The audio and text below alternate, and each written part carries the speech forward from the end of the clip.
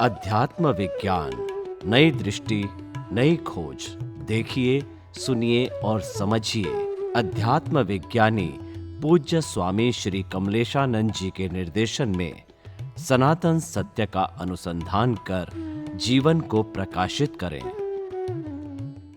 તમે સોફ્ટવેર ને હાર્ડવેર ની વાત કરી ને, તો સોફ્ટવેર માં ચેન્જ કરવા માટે અમારે શું કરવું કે મન વચન કાયાથી હું જુદો એવો શુદ્ધાત્મા છું અને પ્રકૃતિ આ મન વચન કાયાને ચલાવે છે અને જે જ્ઞાન બધું એપ્લાય કર્યા કરું આખો દિવસ એનાથી જ સોફ્ટવેરમાં ચેન્જ થાય ને. એટલે એટલું જ કરવાનું ને કે જેટલું વધારે આપણે કરીએ એટલું વધારે સોફ્ટવેર ચેન્જ થતું, કરેક્શન થતું. ઓફકોર્સ. અને સોફ્ટવેર જ નેક્સ્ટ બર્થમાં હાર્ડવેર થઈ જશે. હાર્ડવેર થઈ જશે. બરાબર.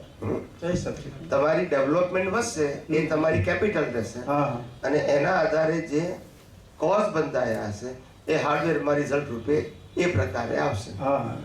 મારે ખાલી સમજવું છે કે ચાર્જ ભાવ કોને કહેવાય અને ડિસ્ચાર્જ ભાવ કોને કહેવાય, એમાં ડિમાર્કેશનમાં મારે થોડું સમજવું હતું, તો એના વિશે કૃપાથી સમજો.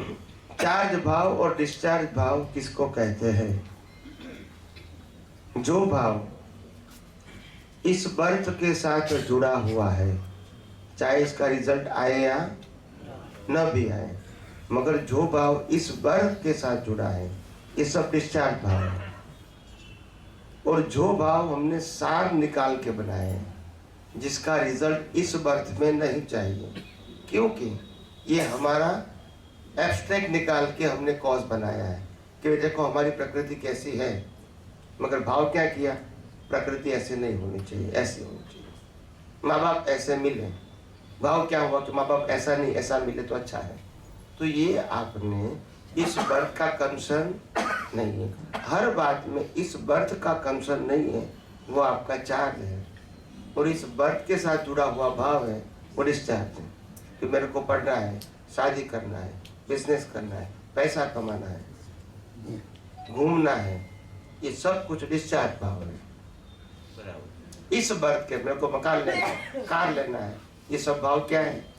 डिस्चार्ज है. उसका फल मिल भी सकता है, नहीं भी मिल सकता है, मगर आपका भाव ही इस बर्थ के साथ जुड़ा हुआ है. रिजल्ट कैसे मिलेगा? पाप और पुण्य के मुताबिक.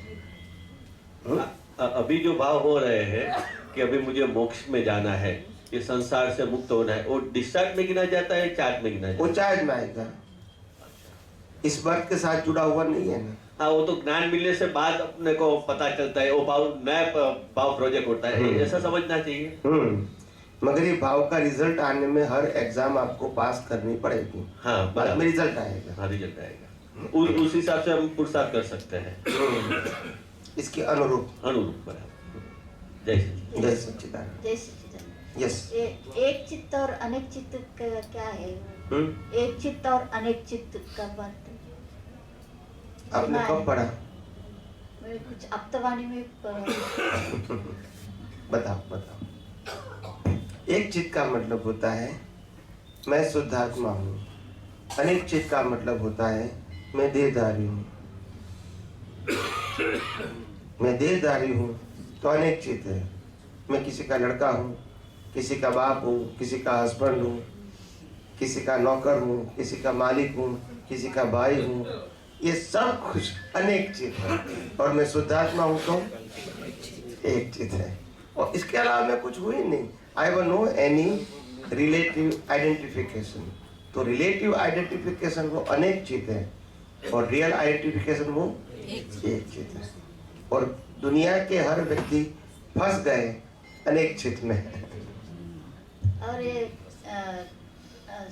स्थित प्रज्ञा का बारे में, और हम सेपरेशन बोलते हैं जो हम प्रतिष्ठित आत्मा से देखते हैं, और सेपरेशन और स्थित प्रज्ञा में क्या डिफरेंस है? स्थित प्रज्ञा तो वो एक प्रकार की प्रैक्टिस है अलग रहने की, क्योंकि मैं अलग हूँ और हर अवस्था को मेरा इफेक्ट नहीं होता है, तो इसको स्थित प्रज्ञा बोलते हैं. क्या बोलते हैं? स्थिति में, अवस्था में प्राज्ञ रहना. प्राज्ञ यानी जागृत, इसको स्थित प्रज्ञ बोलते हैं. कोई भी स्थिति में आपको जागृत रहना है. क्या रहना है? कि मैं कौन हूँ, वो स्थित प्रज्ञ है. क्या है? वो प्रैक्टिस है. क्या है? वो सेपरेशन का ही प्रैक्टिस है. सेपरेशन तो उसके पास नहीं है ना. एक प्रकार का उनको क्या कहते हैं, टेम्पररी पैकेज मिल गया प्रगति के लिए। साइंस नहीं है पूरा, क्या नहीं है, वो 5 तत्व सब उसमें नहीं आता है, सिर्फ सेपरेशन। जैसे दादा भगवान ने क्या दिया हमको, छोटे छोटे साधन दिए कि भाई अथरामन टाणो भोगवे तेनी भूल बन्यू तेज न्याय एडजस्ट एवरीवेयर, ये सब जो छोटे छोटे सेंटेंस दिए हैं सब रिलेटिव सत्य है, मगर आपको एनकरेज करने के लिए और इंस्टेंट बेनिफिट लेने के वो लिए। यूज करके हम रहेंगे तो वो स्थित प्रज्ञ हो जाएगा। वो छोटे छोटे टेम्पररी, वो परमानेंट सॉल्यूशन तो नहीं आएगा। परमानेंट सॉल्यूशन तो सिर्फ साइंस से आएगा, मगर टेम्पररी तो आपको हेल्प करेगा, इंस्टेंट बेनिफिट। दादा भगवान ने कहते बहुत भारी संजोग आते हैं आपको, अनबेरेबल, और समझ में नहीं आता है कि ज्ञान कैसे अप्लाई करूं, तो कहता है कहो नॉय मारो, दिस इज नॉट माई, मतलब एक आपको इंस्टेंट एप्लीकेशन के लिए एक इंस्ट्रूमेंट दिया, वो टेम्पररी हेल्प करेगा, फिर तो साइंस में तो आना पड़ेगा ना। हर बात का जो साइंस होता है वो साइंस में सनातन सत्य होता है, और रिलेटिव सत्य में बेनिफिट तो होता है, वो टेम्पररी होता है। आप समझे ना? तो आम लोगों को तो रिलेटिव सत्य जल्दी पसंद आता है, आप समझे? तो ज्ञानी ने कहा ना कि भाई रिलेटिव सत्य समझना उपयोग करना इजी है, सनातन सत्य समझना उपयोग करना अनुभव करना थोड़ा टफ होता है, क्योंकि ये परमानेंट सॉल्यूशन की बात है और ये टेम्पररी सॉल्यूशन। अभी ये स्थित प्रज्ञा जो स्थित प्रज्ञा है वो टेम्पररी है, मगर हेल्पिंग है, हेल्पिंग है, गलत नहीं है।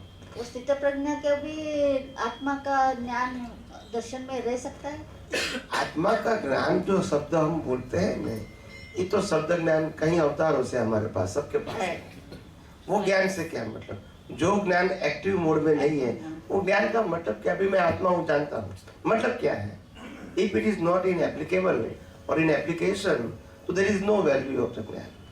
आज हमारे घर में लिखा है सूत्र, यहाँ सूत्र लिखा है कि सत्य में हो जाते, ऐसा लिखा है, और सभी को मालूम है उसका मीनिंग, यस और नो? यस। फिर भी लोग घर पे बैठ के आसानी से झूठ बोलता है, तो what is the meaning of sentence? That's it. तो ऐसे जानकारी कोई अलग चीज होती है, वो स्थूल बात है। जानकारी इसको कहेंगे जो जीवन में एप्लीकेशन कर सकते हैं, या तो ऐसी अवेयरनेस बढ़ाए तो काम का है। बाकी नॉलेज और इंफॉर्मेशन तो हो सकती है, उसमें कोई बेनिफिट नहीं है। क्या नहीं है? टेम्पररी कभी हो सकता है, कभी परमानेंट सॉल्यूशन नहीं है। यस, જય સચ્ચિદાનંદ સ્વામી। જય સચ્ચિદાનંદ। આ 8 કર્મો જે કહીએ છીએ આપણે, જે આપણે જીવનમાંથી એક પછી એક આપણે એને જીવવું તો નહીં, પણ એના પર એ કરીને ધ્યાન રાખીને એક એક ખપાવવા મને, તો એના ઉપર એક વિસ્તારથી જરા એક એકને સમજાવો કે કઈ રીતના જીવનમાં આપણે એને નિર્મૂળ કરી શકીએ અથવા તો કરવાનો પ્રયત્ન કરી શકીએ। 8 प्रकार के जो कर्म है, इस कर्म को हम कैसे ये विज्ञान की जागृति से हम इसको मिटा सकें, डे टू डे लाइफ में, और डे टू डे लाइफ में प्रैक्टिकल कैसे उसको मिटा सकें। सबसे पहली बात ये है कि 8 कर्म में से जो 4 कर्म घाती है, नाम कर्म, गोत्र कर्म, वेदनीय कर्म, आयुष्य कर्म, अघाती, सॉरी, वो तो अपने आप ही खत्म हो रहा है। क्या बताया? खत्म हो रहा है अपने आप, क्योंकि वो उदय कर्म है। सही बात है। क्या है? उदय कर्म, उसमें कोई आपको एफर्ट की जरूरत नहीं है। बराबर। जो घाती कर्म है, वो घाती कर्म आत्मा की अनंत शक्ति और अस्तित्व का अनुभव नहीं करने देते हैं, वो घात बोलते हैं। बराबर है। तो वो घाती कर्म है नाम, ज्ञान आवरण, दर्शन आवरण, मोहिनी और अंतराय कर्म। ये 4 कर्मों में 3 कर्म मुख्य है, ज्ञान आवरण, दर्शन आवरण और मोहिनी। ये 3 प्रकार के कर्म हैं, वो आत्मा की अनंत शक्तियों को घात करता है और नए कर्मों को चार्ज करने में सहायक है। बराबर है। तो वहां फोकस करना है, ये 4 कर्मों में नहीं करना है। 4 कर्मों उदय करने में होगा तो फोकस वहां करना है कि ज्ञान का आवरण है या निकलता है। ज्ञान का आवरण का मतलब क्या है? कोई भी परिस्थिति में शुद्धात्मा हूँ, वो अगर नहीं रहा वो ज्ञान आवरण है। बरोबर है। कोई भी परिस्थिति को मैंने कुदरती रचना में नहीं देखा, वो दर्शन का आवरण है। माने जागृति और सजागता हाँ। कि मैं शुद्धात्मा का लक्ष्य हाँ, वही बताता चूक हूँ। जाते हैं तो तो वो आवरण है। ज्ञान आवरण है। और मन वचन काय की अवस्था को मैंने कुदरती रचना नहीं देखा, वो दर्शन आवरण है। और अभी इस संसार में भी कुछ पाना है मेरे को सुख के लिए, वो मोहनीय कर्म है। तो ये तीनों निकालोगे तो ही अंतराय कर्म खत्म होगा। अच्छा, क्योंकि वो अंतराय कर्म का मतलब होता है आत्मा की अनुभूति। मगर ये रहेगा वहां तक, वो अंतराय कर्म अपने आप रहेगा। तो अंतराय और किसी का नहीं है। अच्छा, ये 3 कर्मों का रिजल्ट ही अंतराय कर्म। ये 3 कर्म जहाँ तक एक्टिव है, ज्ञान आवरण, दर्शन आवरण, मोहनीय, वहां तक तो अंतराय कर्म रहेगा। अच्छा। तो अंतराय कर्म धीरे धीरे नहीं जाता है। तो मैंने ये अंतराय तीनों कर्म खत्म हो जाएगा, बाद में अंतराय कर्म चला जाएगा, वो भी रिजल्ट के रूप में आएगा। मैंने अंतराय आयुष्य कर्म लास्ट में जाएगा। अंतराय कर्म आयुष्य कर्म नहीं। अंतराय का मतलब होता है आत्मा की अनुभूति, आवरण आ रहा है। हाँ। तो लास्ट में जब लास्ट बर्थ में जब स्पष्ट वेदन होता है तो अंतराय कर्म नहीं है। ज्ञान आवरण, दर्शन आवरण, मोहनी, अंतराय कर्म, ये 4 कर्म खत्म हो गए लास्ट बर्थ में माता के गर्भ में से।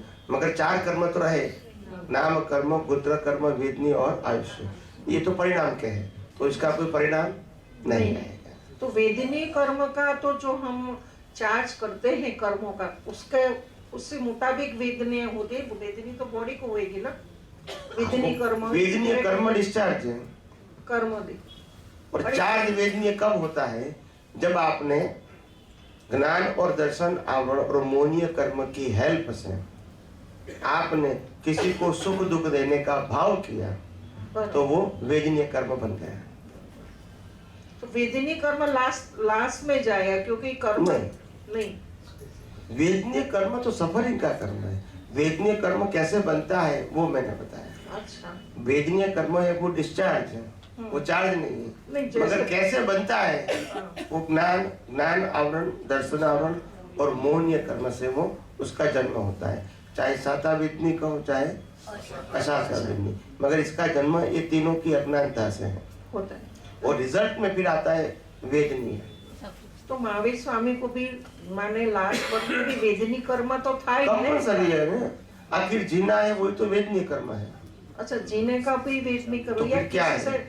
वो एक बात वो है, और किसी के द्वारा भी किसी के उसके ऊपर भी जो कुछ हुआ था दूसरे लोगों के से भी उनके ऊपर जो दोष दिए हुए थे, माने जो दुख दिए हुए थे, जैसे पार्श्वनाथ भगवान, वही हुआ ना, माने वेदनी कर्म ही हो गया। मगर वो उदय कर्म है। अच्छा, वो अज्ञान नहीं है। नहीं, अज्ञान की बात नहीं करती मैं, वेदनी कर्म की बात करती। सफरिंग जो भी मन वचन काया को होता है, ये सब उदय कर्म है जो भी होता है। अच्छा, उसमें अगर ज्ञानावरण, दर्शनावरण, मोहनीय कर्म है तो फिर उसमें से फिर चार्ज होगा। सबसे डिफिकल्ट रिमूव करने का कौन सा कर्म होता है जिससे पर में फोकस? मोहनीय कर्म। मोहनीय कर्म। अच्छा, अंतराय का भी होता है सर? सुख बाहर है। हाँ, सुख शरीर से भुगतान करते हैं, हाँ, सुख इंद्रियों से भुगतान करते हैं, सुख पाने से हम भुगतान करते हैं सुख का। और दुख भी सेम, शरीर से भुगतान करते हैं, इंद्रियों से भुगतान करते हैं, वो छोड़ने से भुगतान करते हैं। ऐसा जो मान्यता है, आप समझे ना, तो ये मान्यता जो है इससे वेदनीय कर्म बनता है। तो मोह जो होता है सुख का, सुख पाना है, इससे मोहनीय कर्म बनता है। मोहनीय कर्म का मतलब होता है अगर आपको कहीं से भी सुख लेना है 5 इंद्रियों का और आपका पुण्य है तो आपको सुख मिलेगा, पुण्य नहीं है तो सुख नहीं मिलेगा। भाव तो रहेगा कि मेरे को ये लेना है या तो ये पाना है, मगर नहीं पा सकोगे क्योंकि भाव है मगर बैलेंस नहीं है, तो संजोग नहीं बनेंगे। बराबर है। आप समझे ना? तो वो साता असाता हो गया। क्या हो गया? हाँ, तो इसीलिए मैंने कहा ना, साता असाता दोनों विकल्प है, द्वंद्व है। वो निर्द्वंद क्या है? वेदनीय कर्म। साता असाता वो तो आपकी मान्यता है, वो वास्तविकता नहीं है। सुख दुख वो भी मान्यता है, फैक्ट नहीं है। फैक्ट है सफरिंग। सफरिंग का मतलब भुगतान, फिर आपको सुख का हो या दुख का हो। और ज्ञानी कहते हैं कि मेरे को जीवन में, मेरे को संसार में, मेरे को शरीर मिला, वो ही सबसे बड़ा वेदनीय कर्म है। संसार जो मिला वो वेदनीय कर्म, शरीर मिला वो अच्छा शरीर मिला, क्योंकि है, ये है तभी तो सफरिंग है। ये नहीं है तो सबसे बड़ा इंस्ट्रूमेंट ये है। और इसीलिए जब जन्म मरण के कर्म से मुक्त होते हैं तो वहाँ बॉडी नहीं है, तो सफरिंग भी नहीं। लेकिन सबसे बोलते हैं कि अंतराय कर्म है जो बाधा सबसे ज्यादा डालता है मोक्ष मार्ग में, वो मोहनीय कर्म है। मोहनीय कर्म, आठों कर्म का किंग है मोहनीय कर्म। सुख प्राप्त करने की इच्छा है, वही तो मोहनीय कर्म है नहीं, मगर पाना है। कई लोग कहते हैं ना महात्मा कि स्वामी जी हम ये विज्ञान का उपयोग करेंगे तो कैसे सुख का अनुभव होगा। अब समझे? तो मैंने कहा कि ये सुख और दुख जो है वो बिलीफ के आधार पे नहीं है, ये अनुभूति है। अज्ञान नहीं है, उसकी अनुभूति है। क्योंकि अज्ञान से रिलेटिव सुख दुख का अनुभव होता है, विज्ञान में रिलेटिव सुख दुख का अनुभव नहीं होता है। वो अनुभव सुख दुख नहीं होता है, वो अनुभव वो रियल अनुभव है, अज्ञान की मुक्ति। तो ये फिजिकल जैसे सुख दुख होता है ऐसा वो नहीं होता है। वो बिलीफ से जो होता है वो सुख दुख का अनुभव उसका नहीं है। बिलीफ से मुक्ति का अनुभव, यानी जो शरीर की जो भुगतान होती है शरीर के माध्यम से, वो आपको नहीं होगी वहाँ, क्योंकि आप शरीर नहीं है, शरीर के चलाने वाले भी नहीं है, और शरीर जो भुगतान करती है वो भुगतान करने वाले भी नहीं है। तो ये जो अनुभव होगा वो आपको नहीं होगा, मगर अज्ञानी को ये इसका होगा। तो ये सुख का मतलब हम जिसको बाहर हैप्पीनेस बोलते हैं, ऐसी हैप्पीनेस आत्मा में नहीं है। तो ये कंपैरिजन की बात नहीं है। એટલે વૈજ્ઞાનિકની દ્રષ્ટિએ સુખ જે આપણે સંસારમાંનું સુખ કહીએ છીએ એની ભાષા નથી। વૈજ્ઞાનિકની દ્રષ્ટિએ તો આનંદ અથવા તો જે आध्यात्मिक सुख का मतलब होता है चित्त प्रसन्नता। चित्त प्रसन्नता का मतलब होता है आपका ज्ञान और दर्शन कोई रिलेटिव सत्य के अंदर नहीं जुड़ेगा, वो चित्त प्रसन्नता है। ज्ञान और दर्शन कोई रिलेटिव सत्य में अटैच नहीं होगा, वो चित्त प्रसन्नता है। और रिलेटिव सत्य में आपका ज्ञान दर्शन अटैच हो जाएगा, वो संसारिक सुख हो सकता है। અને दोनों में काफी ઘણો ડિફરન્સ છે।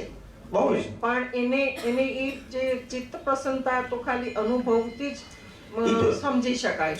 सामान्य लोग चित्त प्रसन्नता की बात करते हैं, वैसा नहीं है। चित्त प्रसन्न, चित्त का मतलब होता है ज्ञान प्लस दर्शन। દર્શન બરાબર। तो ज्ञान दर्शन शुद्ध है तो चारित्र शुद्ध रहेगा वितराग का, बस वो चित्त प्रसन्नता है। न राग है न द्वेष है, संजोग है मगर राग द्वेष नहीं है, वो चित्त प्रसन्नता है।